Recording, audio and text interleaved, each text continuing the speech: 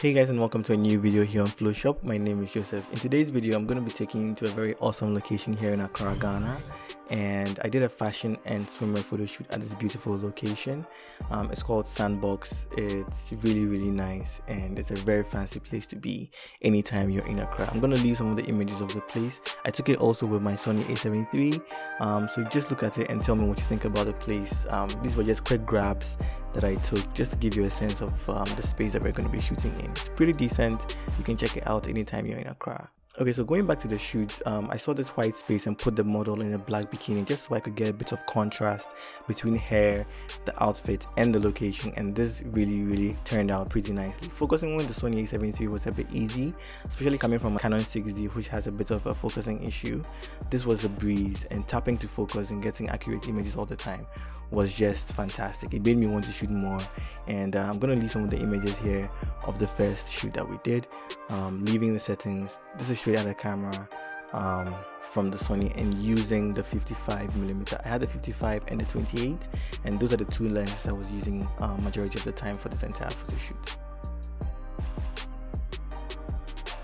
So this is the second look, and for this I just wanted a bit of presence, and so the sun was a little bit high up and we gave her this exaggerated hat, and I also asked the makeup artist to oil her up a bit just so we could get her skin to reflect a bit more light and add more pop to the images. So after she did that, I directed the model, made her face the sun because it was a bit harsh. I went up a bit also just to get a different perspective. We're constantly shooting at eye level or a little lower, but I just wanted to get a bit more presence and a bit more of an environmental shot. But when I came down, I also directed her, made her face the sun even more, used the hat to cast some shadows on the face, and dynamic range of the Sony A7 III is pretty impressive because her face was in shadow, her body was exposed in the sun, but looking at the images right now on my screen, the dynamic range is really impressive. If you want more videos like this, don't forget to subscribe guys, and hit the bell icon also so you're reminded of whatever new updates or new videos that I put out there as I'm creating a lot more content. Alright, so going back to the shoot, after going up I came around a little bit and changed my focal length to the 28mm, and then I just got some full body shots and also added a bit of the environment to the shot, and this turned out really nicely. After doing that, to help tell the story, I even went closer to the model to get some tight portraits, and with these I just wanted the hat to be a little bit exaggerated, and so I got close. Even with a 28mm, it exaggerated the hat and gave a very new and different perspective against what I've been shooting all the time. So I'm going to leave some images here for you to look at, also with the raw files, and then you can tell me what you think about it. I was shooting at 1/6/400 because the sun was very high up, kept the aperture at f2, and I dropped my ISO to 80.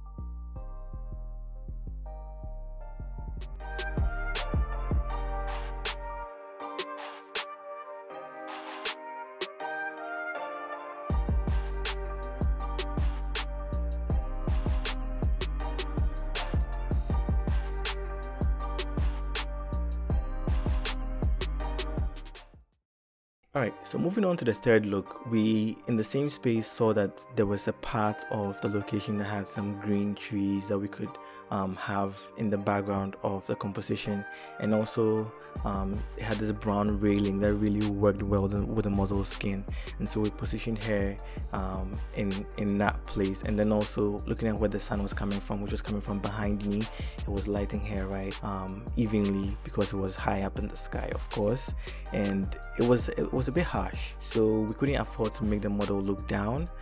Most of the poses we were asking her to lift her chin up just so it can illuminate her entire face. You can see from some of the video files that the lighting was very harsh and that she herself was casting shadows on certain parts of her body, and if you don't turn her into proper angles, you're going to have very harsh lines on her, and those kind of lighting effects are a bit unflattering, especially if there is nothing in the scene that is supposed to cast such a shadow on the model. So we had that turn around, we found different angles that were working, we shot some against the blue sky, the plain blue sky, but majority of the shots were kept against the initial composition to have the greens in the background, to have the blue sky, and to have the brown railings just around there.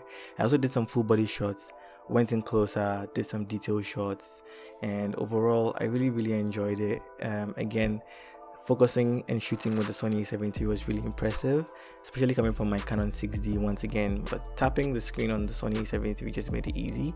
I'm going to test out other cameras also and shoot, and then I will be able to give a proper verdict as to which camera I think is going to be my next one, or what I'm going to use, or what I'm going to purchase and use very soon. But I'm going to leave some of the images from this. I don't want to be going off topic too much concerning the gear, but yeah, majority of these shots were with the Sony 55mm 1.8, and I kept the aperture at 1.8, shutter speed at 2000, and ISO at 80.